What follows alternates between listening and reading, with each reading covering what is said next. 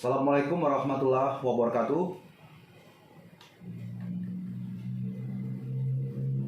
Bapak dan Ibu, di sana apakah mendengar suara saya dengan baik? Oh, mendengar. Oh, baik ya.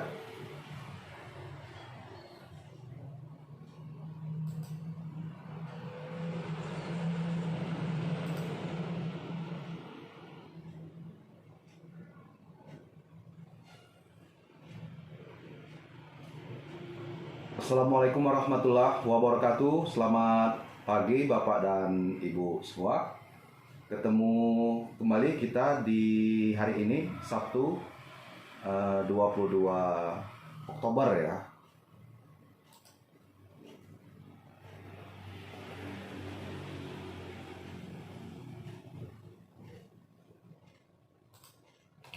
Sabtu 22 Oktober tahun 2022.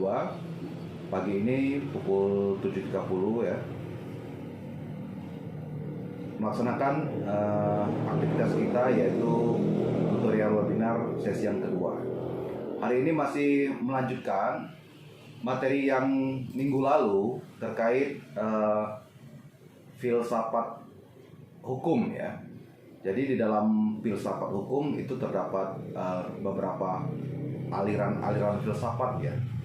Jadi sesungguhnya aliran-aliran filsafat ini menerangkan ya sejarah kurang lebih begitu atau metamorfosa pandangan, pemikiran masyarakat terkait hukum ya.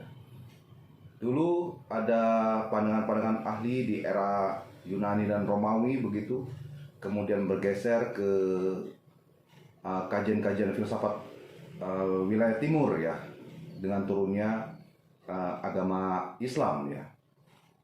Pergeseran pandangan terkait filsafat dalam hal substansi ya, mulai dari adanya pandangan bahwa hukum itu berasal dari Tuhan begitu, kemudian bergeser bahwa ada pandangan bahwa hukum itu berasal dari raja-raja pada kerajaan pada waktu itu ya. Kemudian bergeser lagi pandangan bahwa hukum itu adalah akal budi manusia atau logika begitu ya. Kemudian ada juga pandangan dari pemikir-pemikir atau filsuf-filsuf hukum dari timur terkait ajaran Islam ya, bahwa hukum itu sesungguhnya dari Tuhan ya, karena bersumber dari Al-Quran dan hadis. Kemudian dalam hubungan dengan manusia dengan Tuhan itu punya aturan-aturan tersendiri ya. Bagaimana proses beribadah antara manusia dengan Allahnya, Tuhannya. Kemudian bagaimana hubungan manusia atau dengan manusia lain yang disebut dengan syariah ya, atau fikih begitu. Nah itu pandangan dari sisi agama Islam ya, filsuf agama Islam. Kita masuk ke materi yang pertama, yaitu terkait hukum di zaman Yunani dan Romawi ya. Bahwa definisi hukum tidak selalu sama dalam lapangan ilmu pengetahuan. Pandangan ini dilatar belakangi oleh perkembangan ilmu hukum dari masa ke masa. Seperti yang saya jelaskan tadi. Sacipto Raharjo berpendapat bahwa hukum itu sebagai teks dan perilaku ya.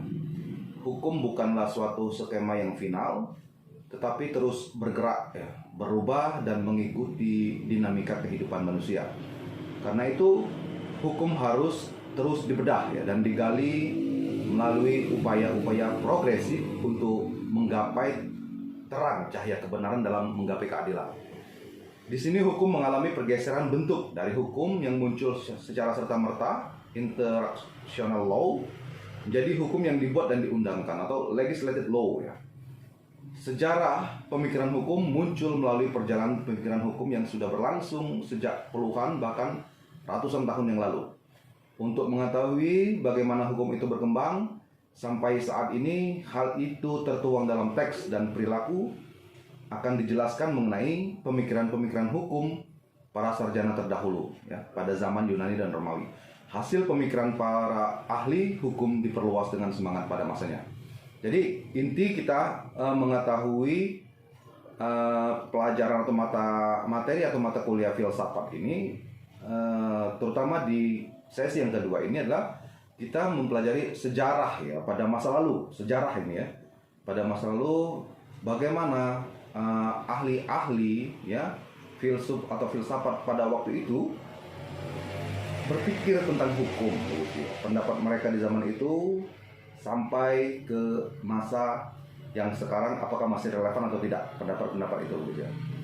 Tujuan kita mempelajari ini sebagai pijakan dasar atau landasan bagi kita apabila kita nanti membuat karya atau karya ilmiah ya. Jadi ada pendapat-pendapat hukum di masa lalu yang bisa kita kutip. Nanti apabila mahasiswa membuat karya ilmiah di akhir atau penghujung pendidikannya, pendapat-pendapat ahli ini bisa dikutip ya untuk mendukung atau pendapat-pendapat filsafat di masa yang lalu ini bisa kita kutip untuk mendukung barangkali kajian atau tulisan karya ilmiah yang akan kita buat nantinya. Pertama kita masuk pada zaman Yunani ya. Jadi di era Yunani ya, ada yang disebut dengan kaum bijak ya di era Yunani ini. Disebut dengan kaum sofis namanya. Kaum sofis ini berperan dalam perkembangan sejarah filsafat hukum pada zaman Yunani ya.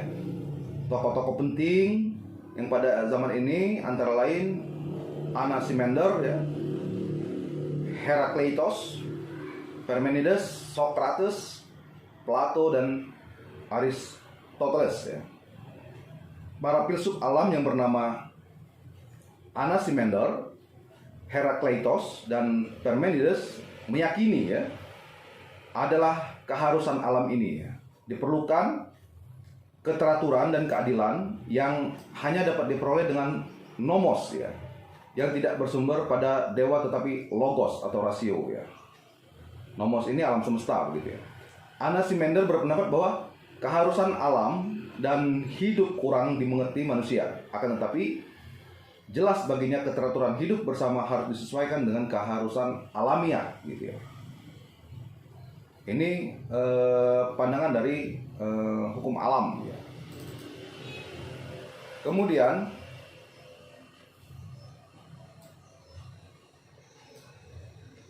apabila hal ini terjadi ya, maka timbullah keadilan atau dik.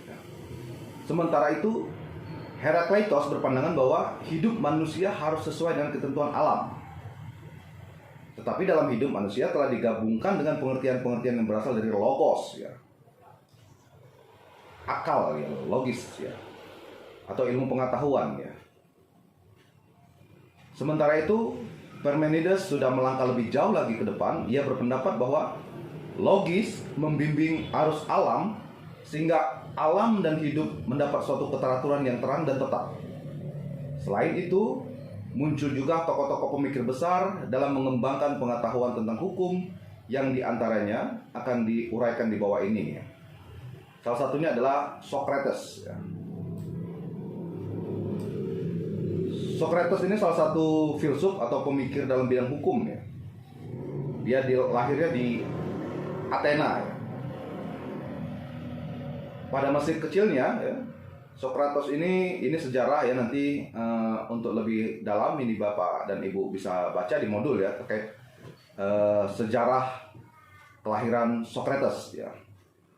Nah, inti dari ajaran Socrates ini memandang hukum dari penguasa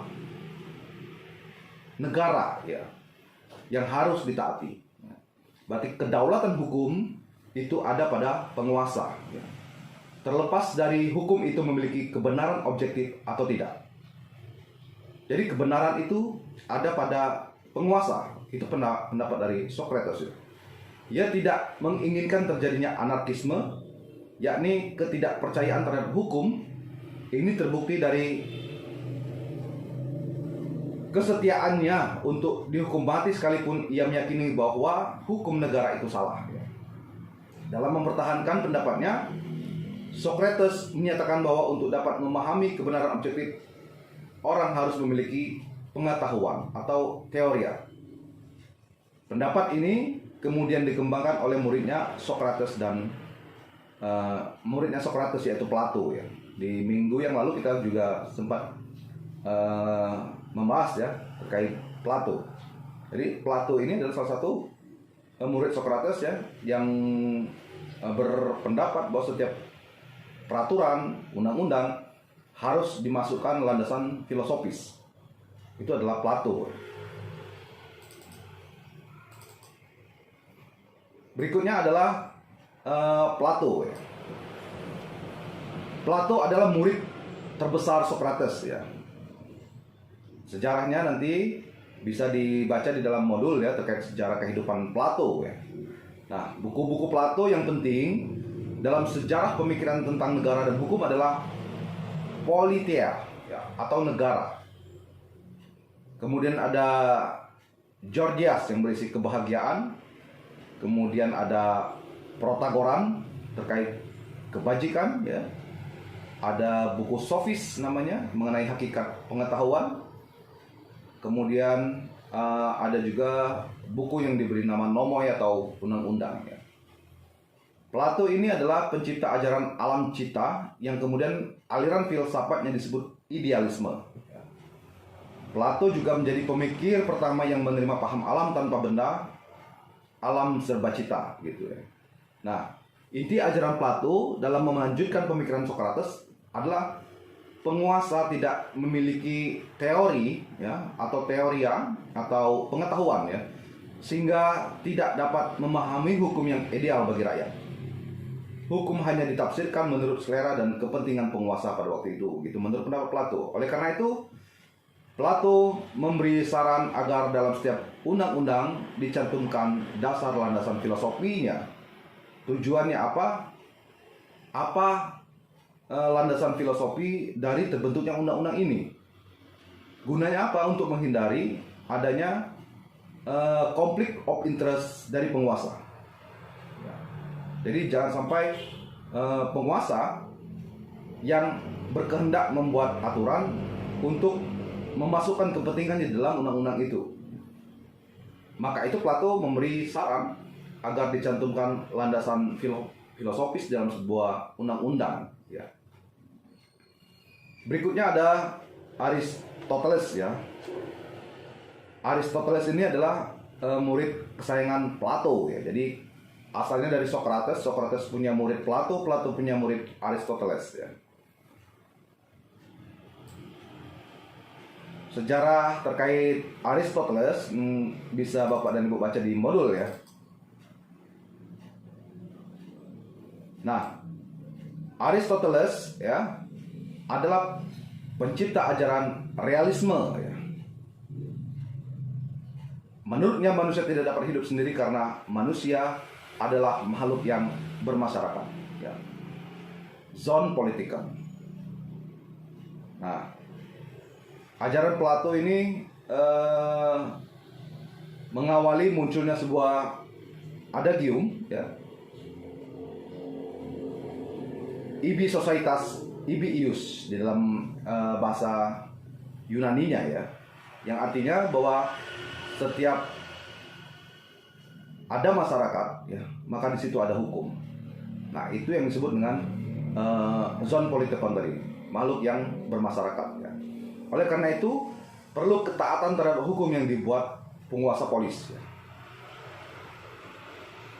Aristoteles melahirkan ajaran ilmu pengetahuan baru yakni prima philosophia, suatu ajaran filsafat yang mencari hakikat yang dalam dari apa yang ada dengan keadaan lain dan mencari makna keadaan. Oleh karena itu filsafat merupakan suatu ajaran tentang kenyataan atau ontologi keberadaan, suatu cara yang berpikir realistis begitu ya. Jadi Aristoteles adalah pencipta ajaran realisme atau bagaimana berpikir realistis ya, begitu. Kemudian kita berbicara terkait zaman Romawi ya. Perkembangan hukum sebelum masa Romawi masih bersifat kasuistik ya. Peraturan-peraturan yang berlaku tidak diterapkan secara otomatis kepada semua perkara, tetapi lebih berfungsi sebagai pedoman atau contoh bagi para hakim dalam memutus suatu perkara. Setelah menjadi ius gentium, hukum adat yang berlaku untuk semua bangsa, maksudnya peraturan itu berfungsi sebagai pedoman bagi para gubernur wilayah yang juga berperan sebagai hakim gubernurnya. Kemudian perkembangan tersebut sesuai dengan juga pendapat sarjana hukum Romawi kuno seperti Cicero, Gallus, dan Ulpanus, dan lain-lain ya. Paham yang berkembang pada zaman Romawi adalah paham yang bersifat hukum ideal ya. Artinya apa yang dianggap terpenting oleh para tokoh politikus dan yuridis zaman itu bukanlah hukum yang ditentukan atau hukum positif atau leges ya, melainkan hukum yang dicita-citakan dan yang dicerminkan dalam leges tersebut. Hukum sebagai ius ya. Ius belum tentu ditemukan dalam peraturan, tetapi terwujud dalam alamiah yang mengatur alam dan manusia. Nah, bagi bangsa Romawi, perundang-undangan tidak begitu penting ya. Hal tersebut dapat dicerminkan dalam pernyataan bahwa bangsa hukum itu bukanlah bangsa undang-undang ya. Hukum Romawi dikembangkan oleh Kekaisaran Romawi Timur Bizantium, lalu diwarisi kepada generasi selanjutnya dalam bentuk kodeks hukum ya. Nah, tahun 528 sampai 535 seluruh perundang-undangan Kekaisaran Romawi dikumpulkan dalam satu kodeks ya, atau kodifikasi ya kalau kita sebut sekarang ini, atas perintah Kaisar Justinius yang ia sebut sebagai Codex Iuris Romani ya.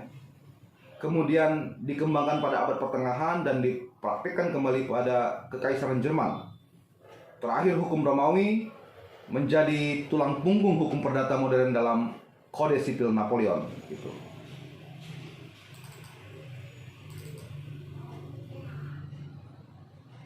Dalam perkembangannya, ternyata hukum pada zaman Yunani Romawi tidak abadi ya.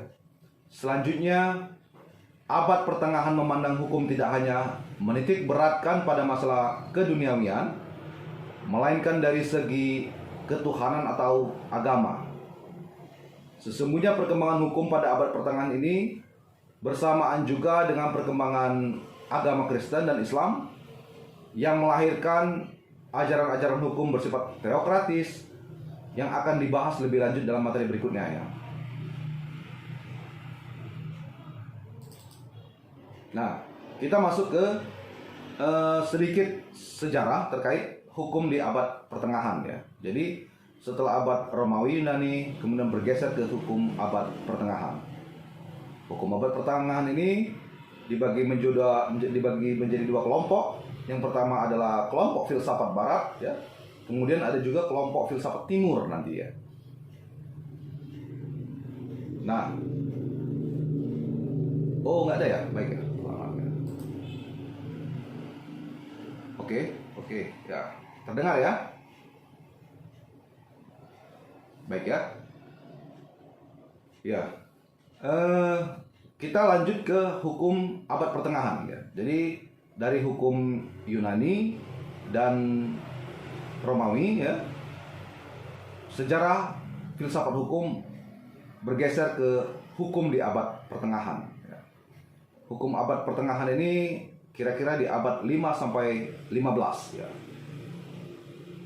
Di barat ya berkisar di abad 5 sampai 15. Ditandai penyebaran agama-agama besar, yaitu agama Kristiani dan Islam ya.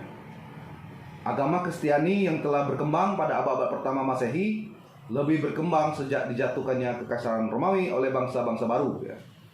Sejak itu agama Kristiani disebarkan di seluruh Eropa dan agama Islam disebarkan di Timur Tengah.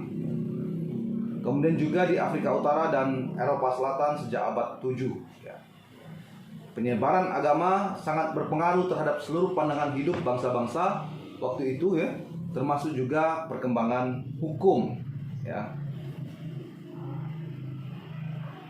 Kita masuk ke beberapa tokoh ya,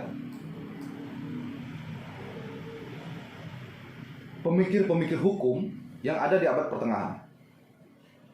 Pertama ada yang namanya Agustinus ya. Agustinus ini seorang Kristen, ya. Ajaran yang bertumpu adalah ajaran pada Injil, ya, tentang Tuhan sebagai pencipta alam semesta, gitu.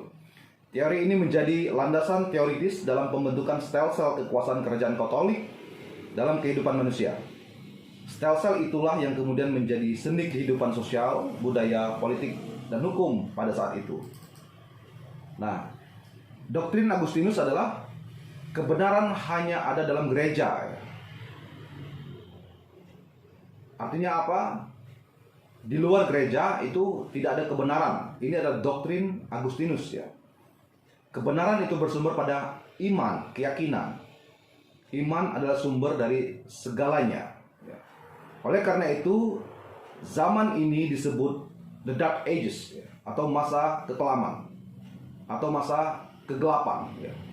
Alasannya, upaya manusia yang telah dirintis sejak masa Socrates, ya, untuk mencapai kesejahteraan hidup melalui logika atau akal atau realistis begitu, justru pada masa abad pertengahan mengalami kemunduran, ya, atau dekadensi begitu. Nah, sepenuhnya dengan cara interpretasi terhadap Injil, ya. Kebenaran ilmu pengetahuan dan teknologi yang bersumber pada akal dihentikan dan kembali kepada mitos irasionalitas, ya. Menurut Agustinus, kepercayaan adalah jalan pengetahuan. Menurut Agustinus, hukum abadi ada pada budi Tuhan, ya. Tuhan mempunyai ide-ide abadi yang merupakan contoh bagi segala sesuatu yang ada di dalam dunia ini. Pemikir berikutnya disebut bernama Thomas Aquinas, ya. Sejarah Thomas Aquinas bisa dibaca di dalam modul, ya. Namun hal yang paling penting kita garis bawahi, ya, ada beberapa karya-karya Thomas Aquinas yang mempersatukan alam dan akal, ya. Jadi pandangan dari Agustinus dan Socrates mulai dikolaborasikan begitu kurang lebih, ya, dalam satu sistem kosmos yang harmonis dan yang lahir dalam bentuk sindresis. Thomas Aquinas menyebut tertib kosmos itu sebagai lex aeterna atau hukum abadi yang berlaku secara nyata dalam kognisi akal manusia, manakala ditafsirkan sebagai lex naturalis. Lex aeterna dalam pengertian pokok yang disetarakan dengan akal yang digunakan Tuhan dalam penciptaan alam semesta. Aktualisasi lanjutannya untuk keseimbangan alam diturunkan dalam bentuk hukum alam atau hukum kodrat atau lex naturalis.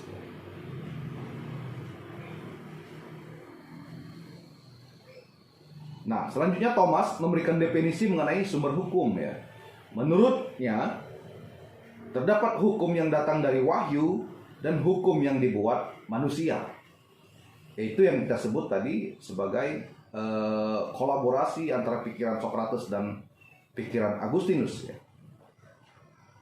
Hukum wahyu ada pada norma agama, sedangkan hukum dari akal budi manusia yaitu hukum alam, hukum bangsa-bangsa, dan hukum positif manusiawi, ya. Cuman kelemahan dari Agustinus tadi bahwa sumber hukum ada pada gereja, ya. Sementara Socrates sudah berpikir bagaimana manusia untuk lebih menggunakan akal pikiran, logika, agar lebih realistis terhadap hukum begitu.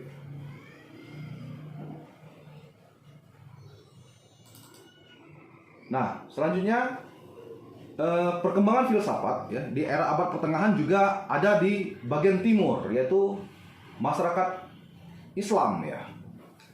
Nah, ajaran Islam mulai berkembang ini di Jazirah Arab, ya.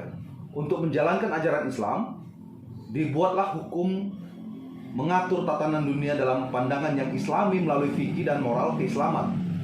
Secara teoritis, hukum Islam berlaku universal untuk dunia Islam. Nah, sejarah kemajuan pemikir Islam dilihat dari kronologi sejarah kemajuan di Barat, ya. Bisa ditelusuri sejak kekhalifahan Umayyah masuk Spanyol atau Andalusia tahun 711 di bawah pimpinan Abdurrahman Ad-Dakhil. Pada masa pemerintahannya, Abdurrahman Ad-Dakhil membangun masjid, sekolah, perpustakaan di Cordova.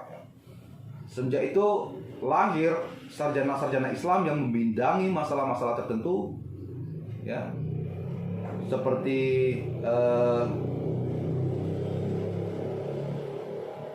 Abbas bin Farnas yang ahli di bidang ilmu kimia misalnya, terus beberapa nama lain sampai pada Ibnu Khaldun, ya. Mungkin kita kenal Ibnu Khaldun, ya, dalam beberapa hadis gitu, ya. Kemudian dalam bidang filsafat juga lahir beberapa tokoh seperti Ibnu Bajjah yang hidup di Spanyol menyaingi Al-Farabi dan Ibnu Sina yang hidup di Baghdad, ya, ibu kota Khalifah Abbasiyah. Filsuf Arab Islam yang dikenal pertama ada Al-Kindi. Ia dengan tegas mengatakan bahwa aliran filsafat dan agama tidak ada pertentangan. Menurut Kindi, agama dan filsafat itu seiring sejalan.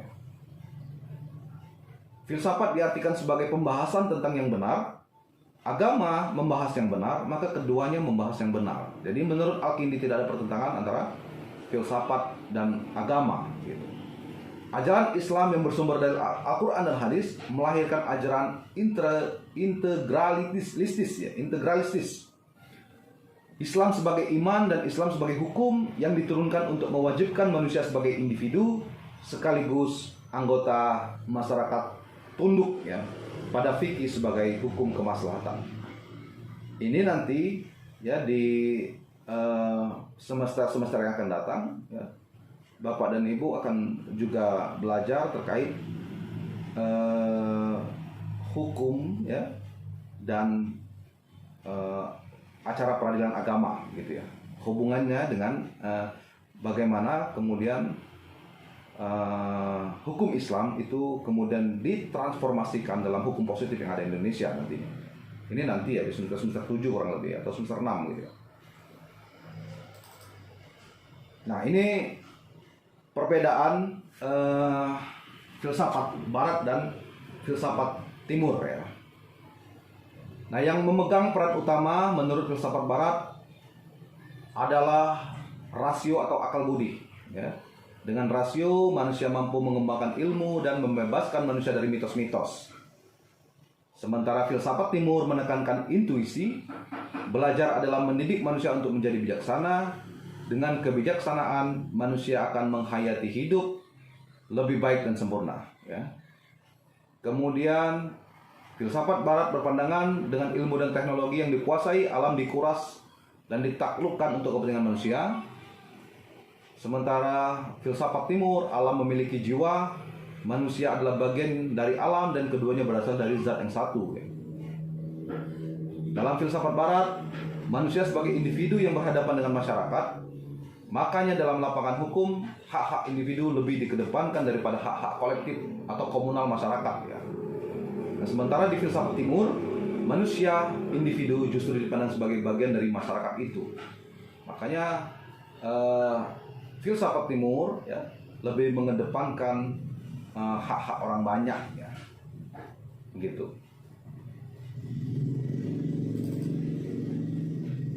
Berikutnya, setelah era Romawi, Yunani, era abad pertengahan, kemudian ada yang namanya zaman Renaissance, ya.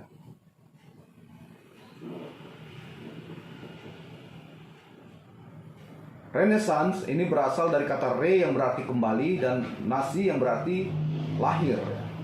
Maka itu definisi Renaissance atau Renaissance, ya, ialah kelahiran kembali, ya. Nah, zaman ini merupakan zaman peralihan, ya, transisi begitu, abad pertengahan ke abad modern, ya. Ciri utama zaman ini adalah manusia menemukan kembali kepribadiannya. Artinya alam pikiran manusia tidak lagi terikat oleh ikatan-ikatan keagamaan. Ikatan-ikatan ini demikian kuatnya mempengaruhi segala aspek kehidupan manusia pada abad sebelumnya, yaitu abad pertengahan. Kelahiran Renaissance membawa dampak pada perubahan yang tajam dalam berbagai segi kehidupan manusia. Hal ini dibarengi dengan perkembangan teknologi yang semakin pesat, benua-benua ditemukan, negara-negara baru didirikan, tumbuh berbagai disiplin ilmu baru dan sebagainya. Dalam dunia hukum, zaman ini ditandai dengan adanya pendapat bahwa akal manusia tidak lagi dapat dilihat sebagai penjelmaan akal Tuhan. Akal manusia terlepas dari akal ketuhanan. Akal manusia inilah yang merupakan sumber satu-satunya dari hukum. Pangkal tolak pemikiran ini tampak pada penganut aliran hukum alam yang rasionalistis.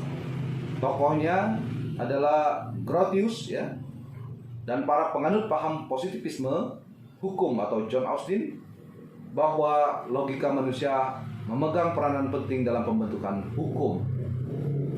Mungkin bisa kita sebut zaman Renaissance ini mulai adanya sekularisme hukum, begitu ya, agak sedikit sekuler ya. Kalau di abad pertengahan ya, kalau di bagian barat itu menganggap gereja adalah sumber kebenaran ya, sementara di bidang di bagian timur ya, bahwa ada kolaborasi ya, hukum yang berasal dari Tuhan, kemudian adanya pemikiran yang mulai logis dengan menggunakan ilmu pengetahuan untuk menerapkan hukum dengan bersumber dari Al-Quran dan hadis ya. Nah, di era Renaissance ini mulai agak sedikit sekuler ya.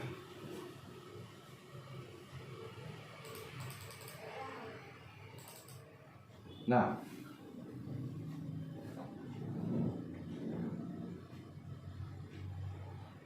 dalam abad pertengahan ya, pusat hidup dan pemikiran orang adalah Allah ya. Baru kemudian dipandang ciptaannya, terutama manusia. Pada zaman Renaissance, perhatian pertama diarahkan pada manusia, sehingga manusia menjadi titik tolak pemikiran. Namun itu tidak berarti bahwa sikap religius pada zaman orang-orang di zaman Renaissance ini hilang ya. Peribadatan masih berlangsung sebagaimana mestinya pada era Renaissance. Cuma dalam pikiran dalam bidang hukum gitu ya, dalam ilmu pengetahuan. Orang-orang tetap religius, akan tetapi bagi mereka bidang religius sudah terpisah dari bidang hidup yang lain. Itu yang disebut dengan sekuler tadi ya. Nah, percikan pemikiran hukum pada zaman ini adalah hukum merupakan bagian dari kebijaksanaan manusia. Tertib hukum diwujudkan dalam bentuk negara yang memuat peraturan perundang-undangan yang harus ditaati oleh warga negara dan memuat peraturan hukum dalam hubungannya dengan negara lain. Pencipta hukum adalah raja di era ini. Nah, filsuf-filsuf yang muncul di era ini diantaranya adalah Machiavelli ya. Pandangannya adalah hukum adalah alat mempertahankan kekuasaan. Maka itu dikenal dengan paham Machiavellisme yang sangat berpengaruh pada politik kekuasaan penguasa dalam mempertahankan kekuasaannya. Kemudian ada Jean Bodin ya.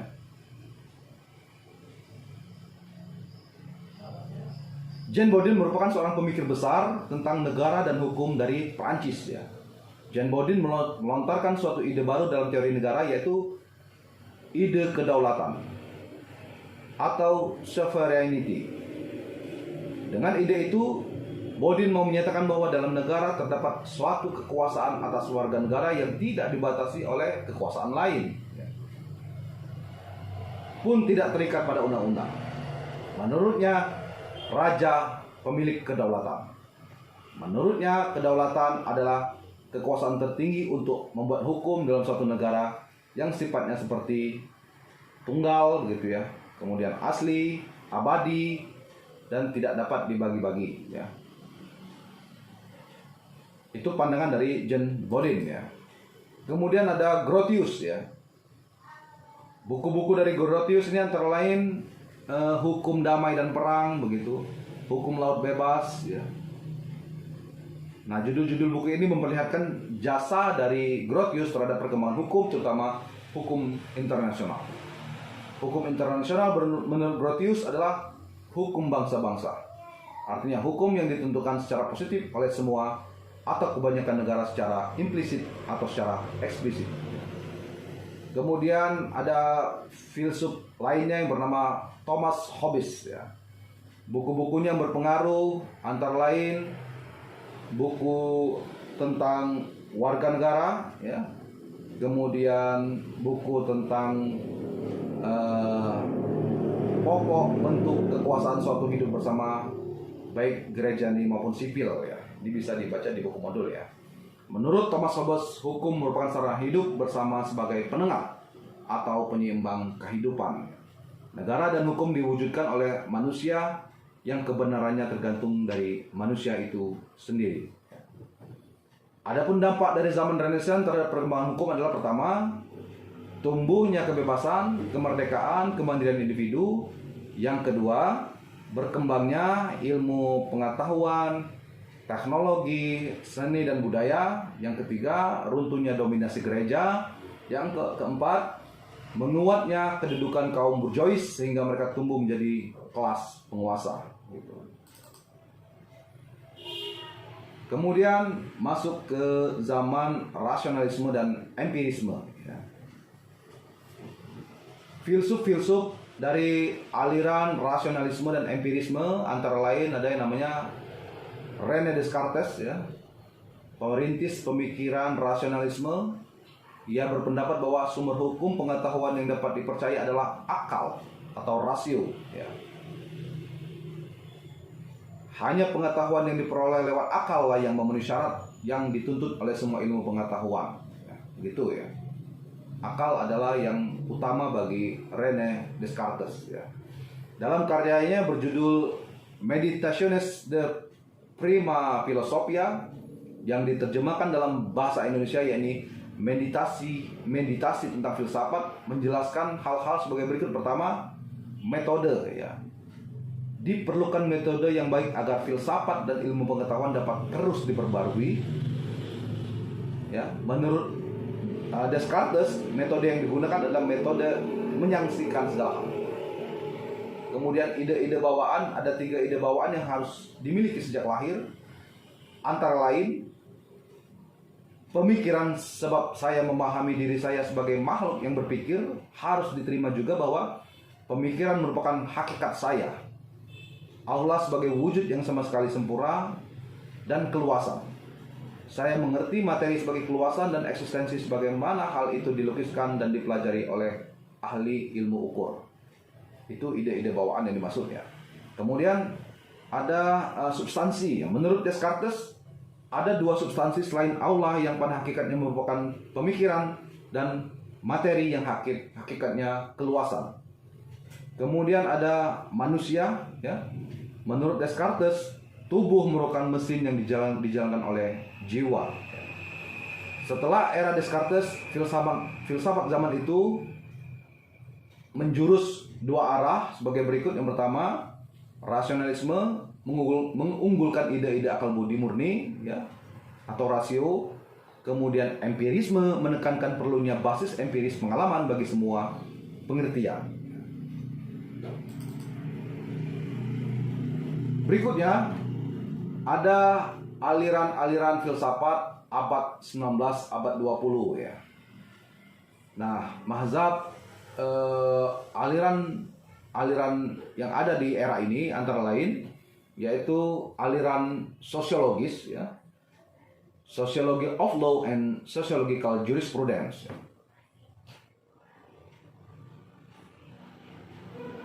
Kajian sosiolegal adalah contoh jenis studi yang merepresentasikan cara melihat hukum lebih pada konteks daripada teks, ya.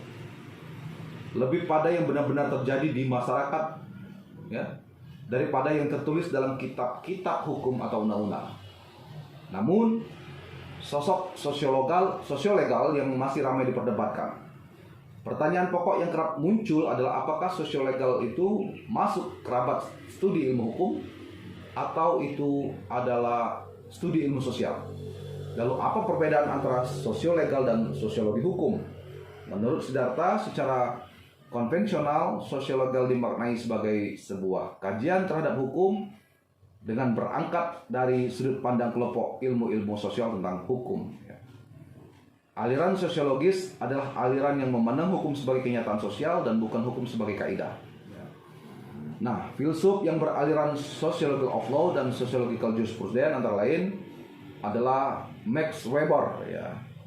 Max Weber memandang hukum dalam konteks dan hubungannya dengan sanksi. Bagi Weber, hukum baru disebut hukum jika ada jaminan eksternal bahwa aturan itu dapat dipaksakan secara fisik ataupun psikologis. Kemudian ada Emil Durkheim. Kehidupan kolektif tidak dilahirkan dari individu, melainkan individulah yang melahirkan kehidupan kolektif. Ya. Hukum bagi Durkheim adalah simbol yang visible dan dari social order begitu. Kemudian ada Ehrlich, ya. Perkembangan hukum itu tidak terdapat dalam undang-undang, tidak juga dalam ilmu hukum, dan juga tidak dalam putusan pengadilan, melainkan dalam masyarakat itu sendiri. Dia juga dikenal sebagai pencetus konsep living law atau hukum yang hidup, ya, hidup. Bahwa hukum itu ada dalam perkembangan masyarakat. Ya. Kemudian ada Talcott Parsons, ya. Talcott Parsons, masyarakat menurut Parsons adalah suatu totalitas yang mempunyai dua macam lingkungan, yaitu ultimate reality dan fisik organik. Ya. Lalu ada ajaran Schut. Salah satu topik yang menjadi objek bahasannya adalah konsep-konsep dan azas-azas hukum, antara lain ajaran tentang kesalahan, agendom, pertanggungjawaban, dan the rule of law. Ya. Lalu ada ajaran Roscommon. Ya. Roscommon adalah pendiri aliran sociological jurisprudence. Pemikiran aliran ini terletak pada penekanan bahwa hukum yang baik adalah yang sesuai dengan hukum yang hidup di masyarakat. Sociological jurisprudence merupakan suatu mazhab dalam filsafat hukum yang mempelajari pengaruh timbal balik antara hukum dan masyarakat serta sebaliknya. Sedangkan sosiologi hukum mempelajari pengaruh masyarakat itu yang dapat memengaruhi hukum. Kemudian ada juga aliran legal realism. Ya. Dalam pandangan aliran legal realism, hukum tidak statis, selalu bergerak secara terus-menerus sesuai dengan perkembangan zaman dan dinamika masyarakat. Realisme hukum lebih bermaksud mengarah pada apa yang dilakukan sebenarnya oleh pengadilan dan studi dilakukan terhadap implementasi hukum serta tidak berdasarkan konsep-konsep hukum. Ya. Nah, filsuf beraliran realis dan relevansinya bagi perkembangan hukum di Indonesia. Pada umumnya, para ahli hukum beraliran realis berpandangan bahwa ilmu hukum yang sesungguhnya dibangun atas studi tentang hukum dalam implementasinya, the law in action. Bagi penganut realisme hukum, law is lawless sebagaimana positivisme hukum. Ya. Dalam konteks Indonesia, aliran legal realism tampaknya juga dianut dalam undang-undang kekuasaan kehakiman yang menekankan bahwa dalam menegakkan hukum dan keadilan, hakim harus memahami, menggali, mengikuti, melaksanakan nilai-nilai hukum yang ada di masyarakat. Di sini yang dicari lebih dari sekedar kepastian hukum yang ditekankan oleh aliran positivisme. Namun, yang lebih penting adalah pencapaian keadilan sesuai dengan keadilan yang ada di masyarakat. Ya, gitu. Berikutnya ada critical legal studies atau gerakan studi hukum kritis. Ya. Menjelang akhir abad ke-18, aliran positivisme hukum begitu diagungkan karena menawarkan secerca harapan di tengah kekacauan dan ketidakpastian hukum alam yang umum dianut saat itu dan masa-masa sebelumnya. Akan tetapi, pada abad ke-20, aliran ini mendapat serangan dari realisme hukum karena ditanggapi telah mereduksi nilai-nilai kemanusiaan dengan sistem hukum yang dijalankannya. Salah satu pemikiran yang muncul dalam kerangka mengkritik kondisi itu adalah gerakan yang kemudian disebut dengan gerakan studi hukum kritis. Ide dasar gerakan ini bertempu pada pemikiran bahwa hukum tidak dapat dipisahkan dari politik dan hukum tidak bebas nilai atau tidak netral. Dengan kata lain, hukum dari mulai proses pembuatan sampai pemberlakuannya selalu mengandung pemihakan. Sekalipun dalam liberal legal order, ya, dibentuk berdasarkan kenetralan, objektivitas, dan prediktibilitas dalam hukum. Gerakan critical legal studies ini muncul di tahun 70-an di Amerika Serikat. Nah, pola dasar pemikiran critical legal studies. Critical legal studies menggunakan pendekatan subjektif idealis, ya, yang didasarkan pada pemikiran misionary developmental model. Ya. Herman Peterson menggambarkan critical legal studies dengan merinci 6 pola dasar. Pertama, kebenaran dilihat dari perspektif ideologi, konsep atau prinsip-prinsip tertentu, dalam arti sesuatu dapat dikatakan benar apabila sesuai ideologi, konsep atau prinsip tertentu. Yang kedua, melibatkan nilai masyarakat yang bersifat komunal, ya. Yang ketiga, bersifat humanism. Keempat, bersifat developmental reformis, ya. Kemudian kelima, transenden dalam arti analisis terhadap realitas menyangkut hal-hal di luar practical experience. Keenam, bertujuan mempengaruhi atau merekayasa kehidupan atau masyarakat agar sesuai dengan ide-ide atau prinsip-prinsip tertentu. Nah, terakhir adalah feminist jurisprudence. Embrionya muncul di Amerika Serikat pasca lahir critical legal studies. Jadi kalau critical legal studies lahir di tahun 70-an, kalau feminist jurisprudence ini lahir di Amerika Serikat pada tahun 80-an, ya. Mungkin ada yang lahir di tahun 80-an di sini, maka di tahun itu juga lahir pikiran-pikiran feminist jurisprudence. Feminist jurisprudence secara fundamental menentang beberapa asumsi penting dalam teori hukum konvensional dan juga beberapa kebijakan konvensional dalam penelitian hukum kritis. Goldfarb menunjukkan bahwa banyak feminis telah memperlihatkan patriarki sebagai suatu ideologi yang lebih mengancam kehidupan mereka daripada ideologi hukum, dan telah mengarahkan upayanya untuk mengurangi ideologi patriarki. Kaum feminis berpandangan bahwa sejarah ditulis dari sudut pandang pria dan tidak menyuarakan peran wanita dalam membuat sejarah dan membentuk struktur masyarakat.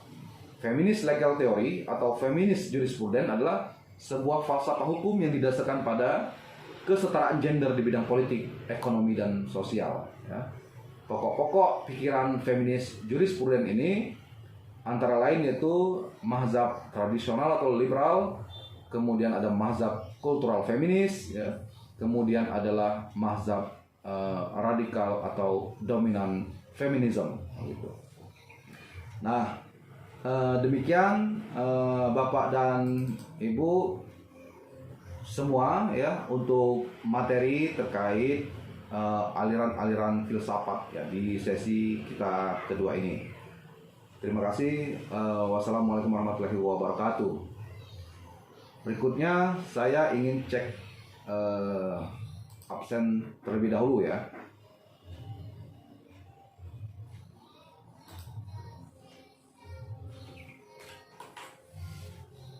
Safira Salsabila, Aan Apriansa, ya, Aan Apriansa, baik.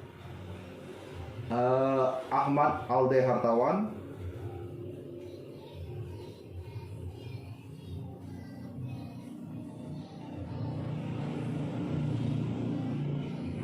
ya, ada, ya. Kemudian Al-Fahmi, ya, Al-Fahmi Adam, baik. Kemudian Arjun Saputra, baik, ya, ya.